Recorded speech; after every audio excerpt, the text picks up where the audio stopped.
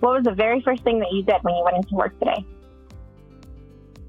So we didn't have any appointments first thing in the morning. So when I walked in, my shift was from 8 when we opened until 4:30. So when I walked in, sometimes we have appointments first thing in the morning, or there'll be a customer like waiting there to walk in and get something done. But today there was nobody. So for the first half hour or so, I just sat there and ate my bagel and just hung out and kind of BS'd with my boss a little bit. Then at like 8:30, I believe, we had a customer come in for an oil change and a tire rotation. So I pulled that in. Since I was the only guy there at that point, the other guy doesn't come in till 9:30, and then the other guy was off. So I pulled in the oil change and tire rotation, started knocking that out, looking it over. When I was doing the tire rotation, I found that the car was gonna need some brakes soon. So while I had the oil draining, I had the tires off and stuff, my boss went and grabbed the customer, and me and him both kind of showed her that her brakes were getting low. We always like to show the customer in person because you never know what people could think as far as telling them something that they don't need. So, if it's a maintenance thing like fluid changes or anything like that, we just let them know that that's maintenance and every so and so 1,000 miles they need to do it. But with stuff like this, like brakes, we pull them out. So we grabbed the lady that was waiting there and we showed her like, hey, your front brakes are getting low. She was like, oh, okay. And, she asked the typical questions like, how long does she have until she has to replace them? And we were honest. We told her, definitely before your next oil change, get them replaced. We did recommend doing them today just because you never know. Like sometimes if a caliper starts to stick, there's no guarantee that just because we're looking at them now that the brakes are going to last that long. So we told her we did recommend doing them now. Probably would be okay till our next oil change, but we can't make any guarantees. So my boss wrote her up. He took her back into the office and gave her an estimate. And then I kind of waited there, finished up the oil change and stuff. And then, he opened the door, let me know that she wasn't going to be able to do the brakes today. So I just finished up, put her wheels back on, checked tire pressure, stuff like that, and just finished up the oil change and tire rotation. And then, backed it out. And I would say that took about 45 minutes or so to an hour. What did you do after that? After that, we had an appointment at 9:30.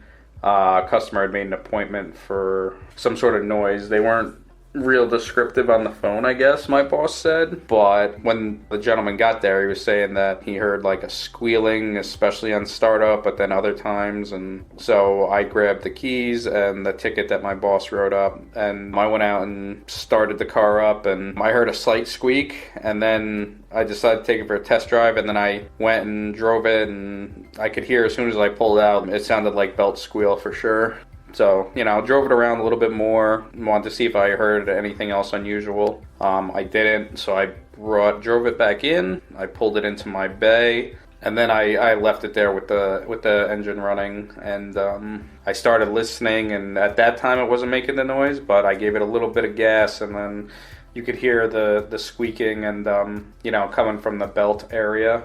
So that's what I had a feeling it was. So I turned it off and just took a look. I grabbed the belt, and you could feel that the belt was much looser than it should be. So I kind of wrote down on the ticket. The biggest thing is to document. I had a teacher when I was in tech school say like a mechanic's greatest tool is his pen. It's good to be detailed as far as like what you found and what you think is wrong, and to be somewhat specific. So I took the ticket, and there's a bunch of space on the front of it, so I wrote, noise coming due to loose belt, most likely due to no good tensioner. I recommended them changing the belt also because there was some slight cracking in it. It wasn't real bad, but it definitely would save them money to do it at the same time because we have to take the belt off anyway to change the tensioner. So I wrote that all up and I take it back to my boss, and then he came back out like 5 minutes later and said, okay, we're gonna do a belt, a tensioner,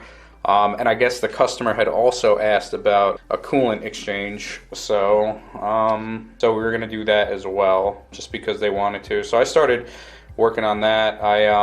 he told me that the parts weren't in stock. Sometimes we have parts in stock, sometimes we gotta order them from parts stores. He told me we didn't have it in stock, so we're gonna have to wait for the parts anyway. They were supposed to get there within the hour. So I just hooked up our coolant machine. We have a machine that literally you remove one of the radiator hoses and put like a T-fitting type thing in it, and then take the other radiator hose and do the same thing. And basically what the machine does is it sucks out all the coolant from one end, and then in the new end it puts new coolant. So I started doing that, and then that takes on this particular car, the hoses weren't that bad to get to, so it took me about 45 minutes or so to complete it. And then after I was done with that, I buttoned it up, put the hoses back on, and then I took the belt off and removed the tensioner. And then as I was removing the tensioner, the parts showed up. So my boss brought the parts down to me, put them on my cart, and then I just continued on with the job. And then maybe like a half hour later, I finished it up. The belt and tensioner were fairly straightforward. And then I took it for a test drive. It was great, no more noise. And then we didn't have any other appointments or tickets for me after that, so we just talked about what we wanted to order for lunch. We got some lunch. After lunch, we had this lady come in who was complaining that her car was making a lot of noise when she was driving down the road. So I was actually in the office when she came in, so I was just kind of listening to her, even though she was talking to my boss. So she was just saying that and it was kind of funny the way she described it, but she was talking about a noise, like whenever she was driving, and it was getting really loud, and so we wrote her up, and my boss gave it to me, and we didn't have any other cars, so I just went out and took it for a test drive, and I took it over some roads that I know are actually kind of crappy, and as I was going over like bumps and potholes and stuff, you could hear, it sounded to me like the strut mount on the right front was actually making a lot of noise. When those go bad, sometimes you'll get like a clunking noise, or you'll get like the noise she was describing is what I heard in the right front. So I threw it in, and you could see I brought it into my bay. I threw it up in the air. Before I put it up in the air, I jounced it a couple times. So what that is where you have the car on the ground, and before I put the lift arms under it, I popped the hood and I put my hand on the top of the right front strut mount. Typically your strut mounts, it bolts to the inside of the car in your engine bay. There's usually like 3 or 4 bolts that hold it on, and your mount it goes basically between the body and the strut itself. So just to test my theory, because again, it sounded like a right front mount, I put my hand on the mount, like on that mount, and I had one of the other techs, I asked him to push, up and down on it, and he pushed up and down, and you could always feel when something isn't right. So that's one of the best ways to really diagnose something. If you have a stethoscope, that's a tool like the doctors use. You can put it on something and see if a noise is coming from there. Or the other method is you can kind of put your hand on something, and sometimes you can't hear it, but you could feel it like, okay, it's doing something it shouldn't. And in this case, when he was jouncing it, you could hear it and I could feel it as well, that the mount was just starting to go bad and it was making the noise. So I put it up in the air, but then I gave the car a good once over, looked at anything else that might be bad. And then I noticed her left front strut was actually starting to leak. So I just documented that, wrote that down, so I recommended doing struts. Well, actually, it's called a quick strut. So it's the strut, the mount, and the spring if you have a McPherson setup. And it's just a whole new assembly. So I recommended 2 new quick struts. And then while I was also doing my checks, I found a little bit of a play in her outer tie rod end. And the tie rod end is just part of the steering. It's basically what connects your steering rack to the wheel. So, if it were to break, you technically lose your steering. Fortunately, I've never seen one actually break, except once or twice when somebody was stopped, luckily. But I noticed that had a little bit of play, so I wrote that up and recommended we do that as well. So I wrote that up, wrote up the tie rod, the quick struts, and tossed the ticket to my boss, and he went and called the lady because she had dropped it off. So he called her, let her know what was going on, what the car needed. Yeah, and then, 15 minutes later, he came back and said, all right, we're going to do it. And he ordered the parts and I started tearing it apart. The job went pretty straightforward. It was, no issues with the struts. They're nice and easy when you do the whole assembly. We try and recommend quick struts most of the time because it saves on labor, because if you don't replace the whole assembly, you have to take it over to the spring compressor, which is, we have a wall-mounted one. Take it over and you have to actually compress the spring that supports the car.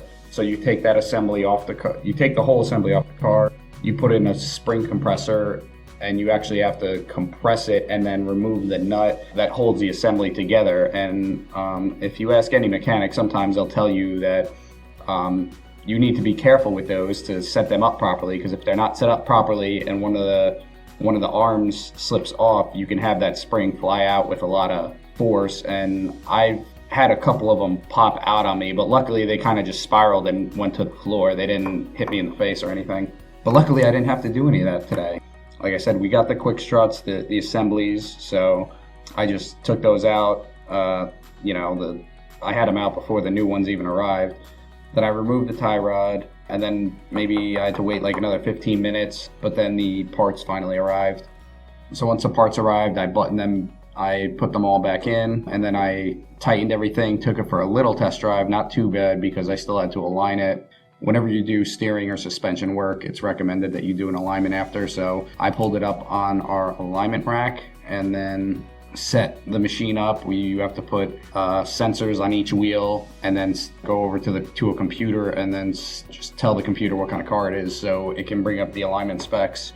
I mean, basically what you're doing is you're just making sure the angles on all the wheels are right so that the customer doesn't experience pulling or tire wear, things like that. And then I set that up, and that was a little difficult because the other side tie rod that we didn't replace was actually frozen. So I had to roll over the torch. We have a oxygen acetylene tank set up where I rolled it right over and I started heating that tie rod assembly up because the nut had seized onto the tie rod. So in order for me to make my proper adjustments, and that's where you adjust your toe, is at those tie rods, you have to make sure the nut loosens off the tie rod, then you move the tie rod, and then once you have it, the machine will tell you where your toe measurement is at, and then once you have it in the green, you could see it on the screen, and then it's in the green, and then you gotta hold that tie rod and then just tighten that nut up. So, but unfortunately on the side that I didn't replace, that nut was seized pretty bad. In New York, we have a lot of cars that just have rust and they get rusty easy. So it's something that you have to deal with if you're in anywhere that has